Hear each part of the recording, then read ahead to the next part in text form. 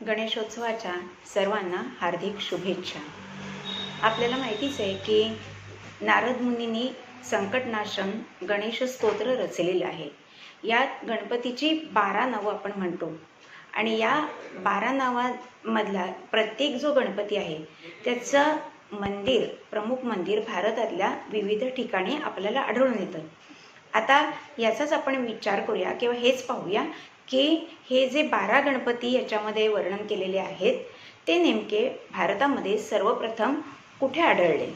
आता या स्तोत्राची जी सुरुवात आहे ती आहे प्रथमं वक्रतुंडंच। आता वक्रतुंड हा जो गणपती आहे तो मद्रास म्हणजे सध्याच्या चेन्नई इथल्या कन्नूर जवळचा आहे।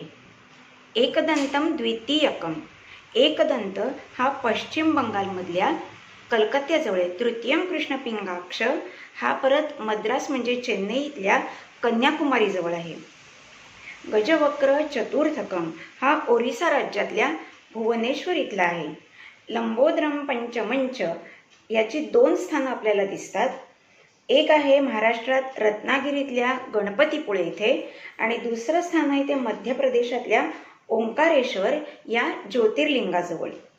सप्तमम षष्ठमम विकटमीवच, षष्ठमम हा विकटमीवच गणपती जो आहे तो हिमालयाच्या पायथ्याशी ऋषिकेश इथे आहे। सप्तमम विघ्नराजेंद्र हा कुरुक्षेत्राजवळ कौरव पांडवांच्या युद्धभूमीजवळ आहे। धूम्रवर्ण तथाष्टमम हा केरळ राज्यातल्या कालिकत जवळ आहे। नवमम भालचंद्रमच हा रामेश्वर जवळ धनुष्यकोडी इथे आहे।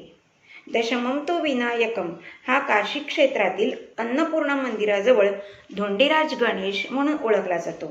एकादशम गणपतीम हा श्री क्षेत्र गोकर्ण महाबळेश्वर इथला द्विभुज गणपती आहे।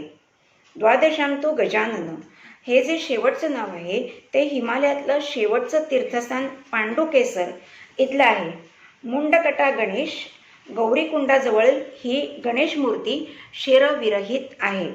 असं मानलं जातं की समर्थ रामदास स्वामींनी ही 12ही स्थानं शोधून या गणपतीचं दर्शन घेतलं होतं।